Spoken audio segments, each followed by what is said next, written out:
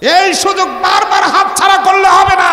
এই বাংলার জমিন থেকে যারা দুর্নীতি করবে এই দেশের মসনদে আমরা তাদের দেখতে চাই না। কথা বলেন ঠিক না ঠিক?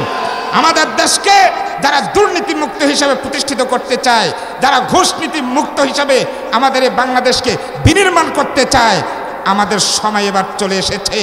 আমাদের এইবার সমস্ত দুর্নীতি ধাক্কা দিয়ে ফেলে দিয়ে দূর করার উপযুক্ত সিরিয়াস পিরিয়ডে কিন্তু আমরা উপস্থিত হয়েছি। কথা বলেন ঠিক না ঠিক? আমার কথা যদি বুঝে থাকেন সবাই সঠিক সময়ে সঠিক সিদ্ধান্ত নেবেন। সঠিক সিদ্ধান্ত নেওয়ার মাধ্যমে আল্লাহর জমিন থেকে এই ঘুষ নীতি দুর্নীতি নামক ময়লা দূর করা সম্ভব, তাছাড়া আদৌ সম্ভব নয়।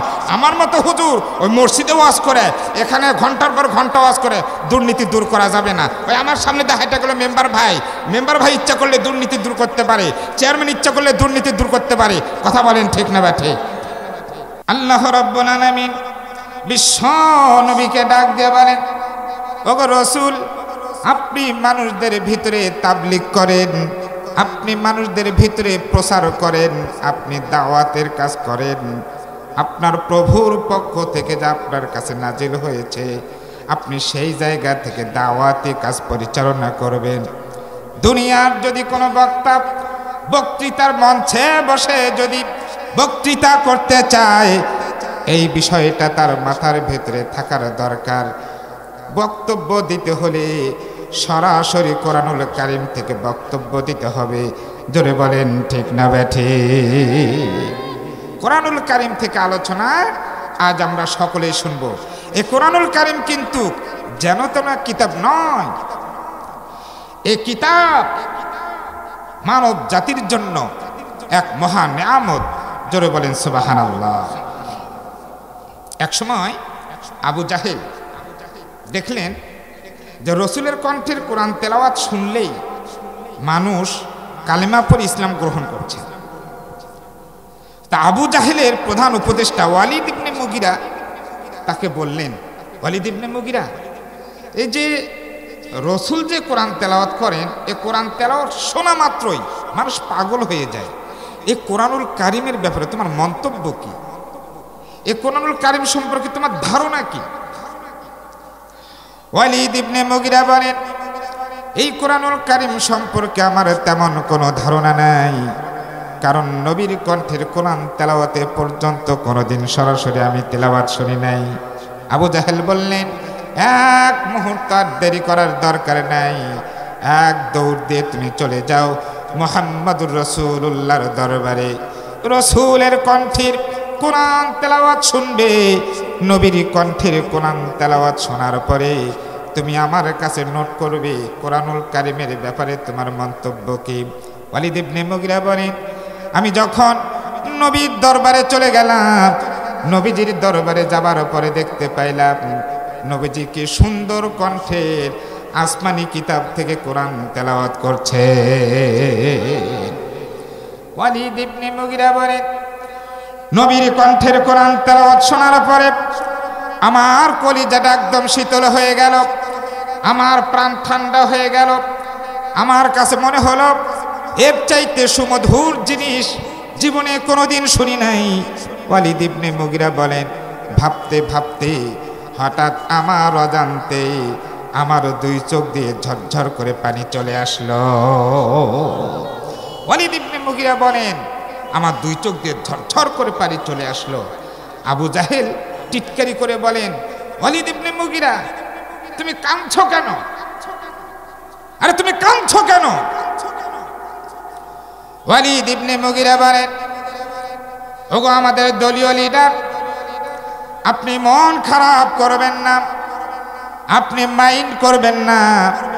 আমি তো কাঁদতে চাই না, কিন্তু আমাকে কে যে কেন কান্দায়, এরকম কান্না আমি আর কোনোদিন কাঁদি নাই। রসুলের কণ্ঠের কোরআন তেলাওয়াত শোনার সঙ্গে সঙ্গে আমার দুই চোখ দিয়ে ঝরঝর করে পানি পড়তে শুরু করে দিল। আপনাদের কাছে জানতে চাই, ওয়ালিদ ইবনে মুগিরা একজন মুশরিক মানুষ। জোরে বলেন ঠিক না ঠিক? ওয়ালিদ ইবনে মুগিরা একজন মুশরিক মানুষ। নবীর কণ্ঠের কোরআন তেলাওয়াত শোনার কারণে তার দুই চোখ দিয়ে ঝরঝর করে পানি পড়ে।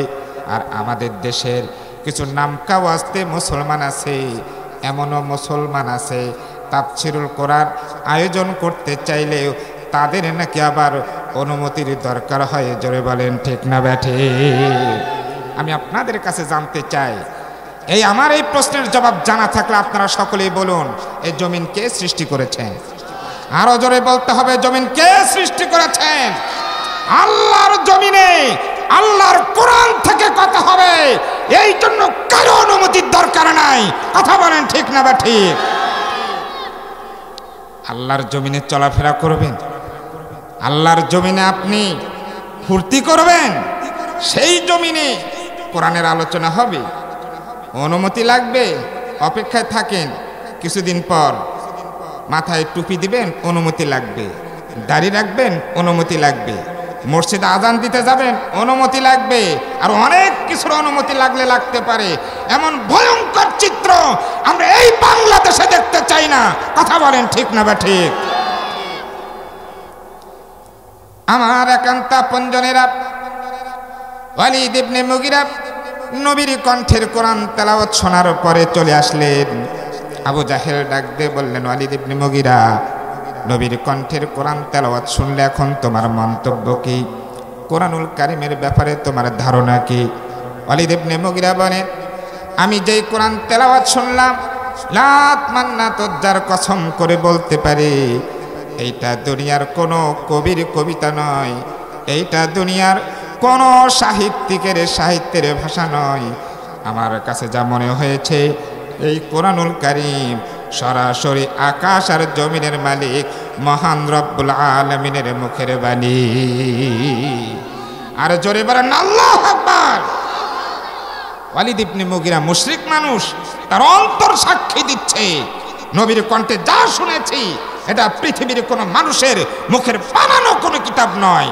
এই কিতাবের বাণী সরাসরি আকাশের মালিক যিনি, তার মুখের বাণী। একজন মুশরিক মানুষ এই কথা স্বীকার করেছে। জোরে কোন সুবহানাল্লাহ, সুবহানাল্লাহ। আর আমাদের দেশের কিছু পঙ্গবালের মতো মানুষ আছে, নাম কাওয়াস্তে মুসলমান, কোরআনের কথা শুনলেই তাদের শরীরে আপনার ওই বেগুন খাওয়ার অ্যালার্জি শুরু হয়। কথা বলেন ঠিক না ব্যাঠে? আমার একান্ত আপনজনেরা, লম্বা করব না। ওয়ালিদ ইবনে মুগিরা যখন বলেছেন, নবীর কণ্ঠের কোরআন তেলাওয়াত শুনলাম, নবীর কণ্ঠের কোরআন তেলাওয়াত শোনার পরে আমার যা মনে হয়েছে, এটা দুনিয়ার কোনো মানুষের মুখের বাণী নয়, এটা সরাসরি আকাশের মালিক আর জমিনের মালিক মহান রব্বুল আলামিনের মুখের বাণী। এই সংবাদটা জনক ওয়ালিদ ইবনে মুগিরা ব্যক্ত করেছেন। সঙ্গে সঙ্গে আবু জাহেল ওয়ালিদ ইবনে মুগিরার মুখটা চাপ দিয়ে ধরেছে আর ধমক দিয়ে বলছে, চুপ চুপ কর, তুই তো আমার দলের মানুষ, তুই আমার প্রধান উপদেষ্টা, তা তুই যদি আমার দলের মানুষ হয়ে ওই নবীর কোরআনের ব্যাপারে তুই সাফাই গাস, এমনিই তো তার দলের মানুষ, আমার দলের মানুষ এমনি তো তার দলে চলে যাচ্ছে। কথা বলেন ঠিক না বা ঠিক? বলছে এমনিই তো মানুষ কোরআন তেলাওয়াত শুনছে আর পঙ্গপালের মতো ইসলামের সুশীতল ছায়াতলে আশ্রয় গ্রহণ করছে। আমার দলের মানুষ এমনি গণপদত্যাগ করতেছে, আবার তার মধ্যে তুই আবার নবীর কণ্ঠের কোরআনের ব্যাপারে তুই সাফাই গাচ্ছিস মানে? ওয়ালিদ ইবনে মুগিরা বলেন, জাহাপন আমাদের দলীয় লিডার, আপনি মন খারাপ করবেন না, আপনি মাইন্ড করবেন না, আপনি আমার মুখটা বন্ধ করতে পারেন, কোরআনুল কারীমের পক্ষের আওয়াজ আমি দেব, এই কথা আপনি আমার মুখ চাপ দিয়ে বন্ধ করে ধরে রাখতে পারবেন। কিন্তু আমি লাত মান্নাত উজ্জার কসম করে বলতে পারি, কিয়ামত পর্যন্ত যতগুলো শক্তি পৃথিবীতে জন্মগ্রহণ করবে, সমস্ত শক্তি একত্র হয়ে নবীর কণ্ঠের যে তেলাওয়াত শুনেছি, কোরআনুল কারীমের কণ্ঠের আওয়াজকে বন্ধ করার মতো ক্ষমতা পৃথিবীর কোনো শক্তির নাই। কোরআনের কণ্ঠকে রুদ্ধ করার ক্ষমতা পৃথিবীর কোনো মানুষের নাই। আল্লাহ রাসূল সাল্লাল্লাহু আলাইহি ওয়াসাল্লামের 4 জন পুত্র সন্তান দুনিয়া থেকে ইন্তেকাল করার পরে রসুল বিহ্বল হয়েছিলেন, রসুলের মন ভেঙে গিয়েছিল। রসুলের 4 জন সন্তান মারা গেলেন, খাদিজাতুল কুবরা ইন্তেকাল করলেন, তার বাবা জন্মের পূর্বে ইন্তেকাল করেছেন, তার মা আমিনা 6 বছর বয়সে ইন্তেকাল করেছেন, তার দাদা আব্দুল মুত্তালিব ইন্তেকাল করেছেন। আপনজন বলতে কেউ থাকলো না। সবাই যখন দুনিয়া থেকে একে একে চোখের আড়ালে চলে গেলেন, নবীজি বিহ্বল হয়ে পড়লেন, আপসেট হয়ে গেলেন, হেজিটেশন বোধ করলেন। ঠিক সেই মুহূর্তে আবার কাফিরিরা রসুলের ব্যাপারে নিচু মন্তব্য করতে শুরু করলো। কি যে রসুলও তার পুত্র সন্তান দুনিয়ায় বেঁচে থাকলো না, রসুল ইন্তেকাল করার পরে এই কোরআনুল কারিমের দাওয়াতের মিশন কিয়ামত পর্যন্ত বন্ধ হয়ে যাবে। এই জন্য রসুলকে লেজ কাটা নির্বংশ বলতে শুরু করে দিয়েছিলেন। জোরে কর নাউজুবিল্লাহ। আল্লাহ রাব্বুল আলামিন বলেন, নবী হে, আপনাকে আমি 4 জন পুত্র সন্তান দান করেছিলাম। 4 জন পুত্র সন্তানকে আমি আপনার কলিজা থেকে কেড়ে নিয়ে এসেছি। এটা কেন নিয়ে এসেছে আপনি কি জানেন? আপনার যদি একজন পুত্র সন্তানও যদি দুনিয়ায় জীবিত থাকতো, তাহলে এই পৃথিবীর কিছু এমন পাগল মানুষ আছে যারা আপনাকে গদ্দিনিশীন নবী হিসাবে, আপনার পুত্রকে গদ্দিনিশীন নবী বানাইয়া তারা ছাড়ত। জোরে কর নাউজুবিল্লাহ। আমাদের দেশে গদ্দিনিশীন পীর আছে না, মানে পীর মারা গেলেই তার পুত্র গদ্দিনিশীন হয়ে গেল। কথা বলেন ঠিক না বেঠি? তা আল্লাহ পাক বলছেন, নবী হে, আপনার একজন পুত্র সন্তান যদি জীবিত থাকতো, ওটা পরে দিতে বলেন, আমার সময় শেষ। আপনার একজন পুত্র সন্তানও যদি জীবিত থাকতো, তাহলে এই পৃথিবীর পাগল মানুষগুলো এরা আপনার সন্তানকে আপনি ইন্তেকাল করার পরে আপনার সন্তানকে গদ্দিনিশীন নবী বানিয়ে তারা ছাড়তো। জোরে কর নাউজুবিল্লাহ মিন জালিক। ওটা আমার দিকে একটু দৃষ্টি দেন, রাখেন, ওটা রাখেন, এটা রাখেন, এই দিকে। আপনারা কি কোরআনের আলোচনা শুনতেছেন? মনোযোগ আছে আমার দিকে। একটু সুবহানাল্লাহর আওয়াজ জানতে চাই। সুবহানাল্লাহ। জোরে বলেন আলহামদুলিল্লাহ, জোরে বলেন আল্লাহু আকবার। আমার ভাইরা, আল্লাহ রসুল সাল্লাল্লাহু আলাইহি ওয়াসাল্লামকে আল্লাহ পাক সান্ত্বনা দিলেন, নবী হে, আপনার 4 জন সন্তানকে আমি পৃথিবী থেকে, আপনার কলিজা থেকে নিয়ে এসেছি। এর বিনিময়ে পৃথিবীতে আপনার লক্ষ লক্ষ কোটি কোটি রুহানি সন্তান থাকবে। আপনার 4 সন্তান কোরআনের পক্ষে দাওয়াত দিত, আপনি সেই কষ্ট নেবেন না। আপনার সন্তান না থাকার কারণে পৃথিবীতে আপনার রুহানি সন্তান লক্ষ লক্ষ কোটি কোটি সন্তান থাকবে, যারা আপনার ইন্তেকালের পরে আপনার কোরআনের দায়ী, তারা কোরআনের প্রচার প্রসার করবে, কেউ রুদ্ধ করতে পারবে না। কথা বলেন ঠিক না বেঠিক? আমরা সবাই আমাদের রসুলের রুহানি সন্তান। আল্লাহ কবুল করুক, সকলে বলেন আমিন। আমার ভাইরা, আবু জাহেল বলছে, তুই আমার দলের মানুষ, তুই মুহাম্মাদের কণ্ঠের পক্ষে সাফাই গাচ্ছিস মানে? ওয়ালিদ ইবনে মুগিরা বলছেন, আপনি ধমক দিয়া, আপনি ভয় দেখাইয়া আমার মুখ আপনি বন্ধ করতে পারবেন, কিন্তু কিয়ামত পর্যন্ত যত শক্তি আছে সকল শক্তি একত্রিত হয়েও রসুলের কণ্ঠের কোরআন তেলাওয়াতের প্রচার প্রসার বন্ধ করতে কেউ পারবে না। কথা বলেন ঠিক না বা ঠিক? আর এই যে যাদের কাছে অনুমতি লাগে, এগুলো তো তুইয়া মুইয়া কিছুই না। কথা বলেন ঠিক না বা ঠিক? সময় আসলে সব ইঁদুরের গর্তে পালিয়ে যাবে, একটাকেও খুঁজে পাওয়া যাবে না।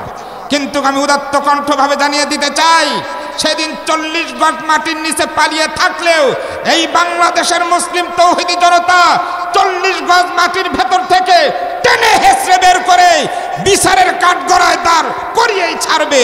কথা বলেন ঠিক না বা ঠিক?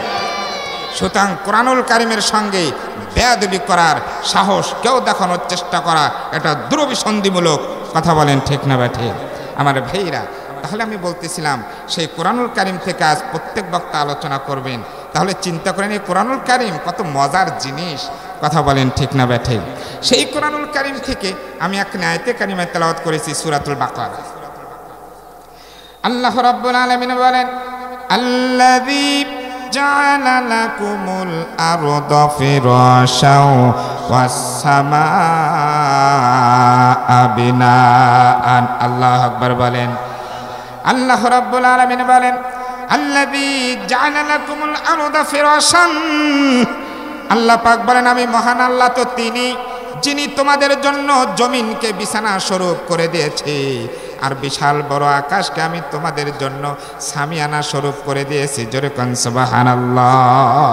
আল্লাহ পাক জমিনকে আমাদের জন্য বিছানা বানিয়ে দিলেন। প্রশ্ন হলো, জমিনকে বিছানার সঙ্গে তুলনা করার কারণটা কি? আমার একান্ত আপনজনেরা, জমিনকে বিছানার সঙ্গে তুলনা করার কারণ হলো, পৃথিবীর মানুষ নিজ কর্ম পালন করার পরে সারাদিন রিক্সা চালক, রিক্সা চালানোর পর রাত্রি যখন হয়ে যায়, বিশ্রামের জন্য বিছানায় যাবার দরকার হয়। কথা বলেন ঠিক না ব্যাঠে? একজন ঠেলা গাড়ি চালক সারাদিন ঠেলা গাড়ি চালায়, রাত্রিবেলা বিশ্রামের জন্য বিছানায় যাবার দরকার আছে। একজন ব্যবসায়িক মানুষ সারাদিন ব্যবসা বাণিজ্যের বিভিন্ন টেনশনের ভিতরে থাকবে, রাত্রিবেলা বিছানায় গিয়ে বিশ্রাম করবে। একজন চাকরিজীবী সারাদিন অফিস আদালতে বিভিন্ন রকমের চাকরি করবে, চাকরি করার ক্লান্তি দূর করার জন্য রাত্রিবেলা একটু বিশ্রামের দরকার আছে। কথা বলেন ঠিক না ব্যাঠে? এখন প্রশ্ন হলো, বিছানায় গিয়ে যদি দেখেন বিছানাটা নোংরা, মেজাজ তখন খারাপ হবে কি হবে না বলেন? সারাদিন পরিশ্রম করলেন, ঠেলা গাড়ি চালালেন, সারাদিন রিক্সা চালালেন, ব্যবসা বাণিজ্য থাকলেন, চাকরি বাকরির বিভিন্ন টেনশন, সব টেনশনকে উপেক্ষা করে শান্তি পাওয়ার জন্য, বিশ্রাম নেবার জন্য বাড়িতে যখন প্রবেশ করবেন, আপনি যখন বিছানায় চলে গেলেন, বিছানায় যাবার পরে দেখতে পাচ্ছেন বিছানাটা নোংরা, আপনারা বলেন তো তখন মেজাজ নরম হবে না গরম হবে? আরো জোরে বলেন, নরম হবে না গরম হবে? কার উপরে মেজাজ গরম হবে? কার উপরে? হ্যাঁ, কার উপরে? বিছানার উপরে। হ্যাঁ, মহিলা মানুষের উপরে। হ্যাঁ, তার মানে বউর উপরে মেজাজ তখন গরম হয়ে যাবে। বিছানা যদি নোংরা থাকে, একটু ধুলোবালি থাকে, সেই অবস্থায় বিছানায় ঘুমাইলে কিন্তু ঘুমটা ভালো মতো শান্তি হবে না। কথা বলেন ঠিক না ব্যাঠি? আল্লাহ রাব্বুল আলামিন বলেন, তোমরা যেরকম তোমাদের বিছানায় ঘুমাতে যাওয়ার সময় বিছানা যদি তোমরা নোংরা দেখো, আবর্জনা দেখো, ময়লা দিয়ে ভরপুর দেখো, তাহলে তোমাদের বিছানায় যদি ঘুম ভালো মতো না হয়, আল্লাহ পাক বলতে চাচ্ছেন, বান্দা হে, এই জমিনটা আমি তোমাদের জন্য বিছানা করে দিয়েছি, তোমাদের বিছানাগুলো যেরকম পরিষ্কার পরিচ্ছন্নতা করে রাখো, আমার জমিনটাও ঠিক তেমনি পরিষ্কার পরিচ্ছন্নতা করে রাখতে হবে। জোরে জোরে চিৎকার করে বলেন সুবহানাল্লাহ। তোমাদের বিছানা যেরকম পরিষ্কার পরিচ্ছন্নতা করে রাখো, পরিপাটি করে রাখো, ঠিক তেমনি রূপে আমার জমিন তোমাদের জন্য বিছানা বানিয়ে দিছি, আমার জমিন পরিষ্কার করো। এখন বলবেন হয়তো, হুজুর আল্লাহর জমিনের ভিতরে বড় বড় বন জঙ্গল আছে, খাল বিল আছে, নদী নালা আছে, আছে কি আছে না বলে? অত বলবেন হুজুর এই যে নদী নালা, খাল বিল, পাহাড় পর্বত, এই জঙ্গলগুলো কেমনে পরিষ্কার করব? আল্লাহ রাব্বুল আলামিনের ভাষায় এইগুলো তো দুনিয়ার কোনো জঙ্গল নয়। আল্লাহ রাব্বুল আলামিনের ভাষায় এইগুলো দুনিয়ার কোনো ময়লা নয়, বরং দুনিয়ার ভিতরে সবচাইতে বড় ময়লা, দুনিয়ার ভিতরে সবচাইতে আবর্জনা হলো দুর্নীতি। কথা বলেন ঠিক না ব্যাঠি? সবচাইতে ভয়ঙ্কর ময়লা হলো দুর্নীতি, তার চেয়েও ভয়ঙ্কর ময়লা আবর্জনা হলো ঘুষ নীতি। জোরে বলেন ঠিক না ব্যাঠি? পৃথিবীর সবচাইতে বড় ময়লা হচ্ছে দুর্নীতি, পৃথিবীর সবচাইতে বড় ময়লা হচ্ছে ঘুষ নীতি, পৃথিবীর ভেতরে সবচাইতে বড় ময়লা হচ্ছে নোংরা রাজনীতি। কথা বলেন ঠিক না ব্যাঠি? সবচাইতে বড় ময়লা হচ্ছে প্রতিহিংসার রাজনীতি। কথা বলেন ঠিক না ব্যাঠি? আমার ভাইরা, এইগুলো পরিষ্কার পরিচ্ছন্নতা করার জন্য কি আসমান থেকে ফেরেশতা আসবে? আসমান থেকে ফেরেশতা এসে দুর্নীতি দূর করবে?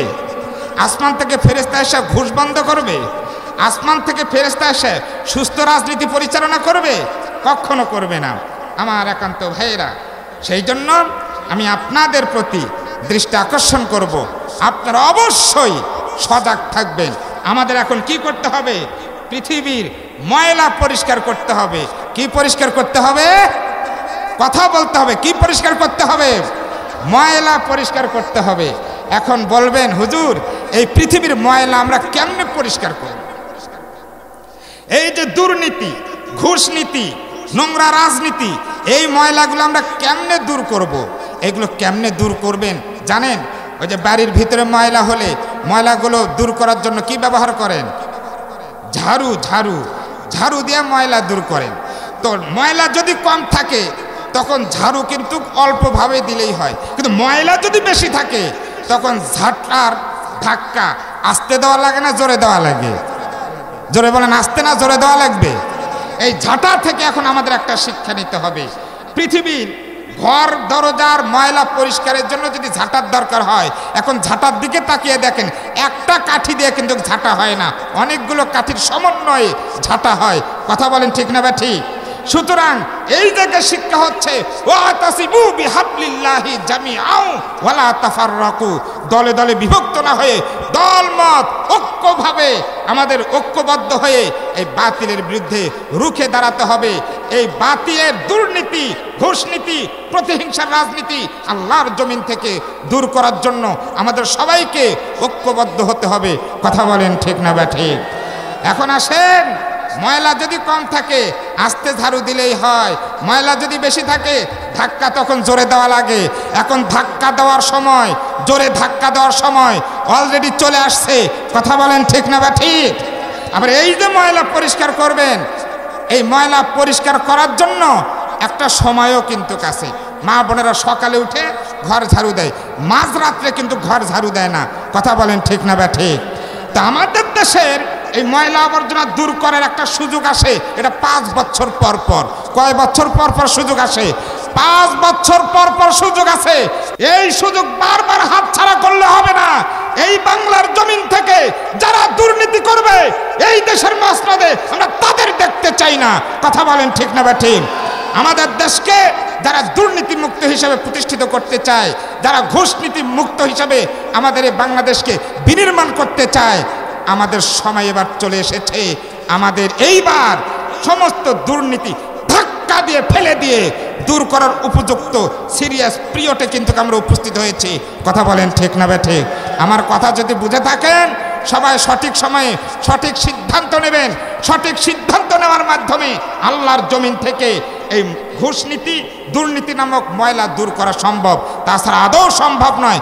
আমার মতো হুজুর ওই মসজিদে ওয়াজ করে, এখানে ঘন্টার পর ঘন্টা ওয়াজ করে দুর্নীতি দূর করা যাবে না। ওই আমার সামনে দেখাইটা গেলো মেম্বার ভাই ইচ্ছা করলে দুর্নীতি দূর করতে পারে, চেয়ারম্যান ইচ্ছা করলে দুর্নীতি দূর করতে পারে। কথা বলেন ঠিক না বা ঠিক?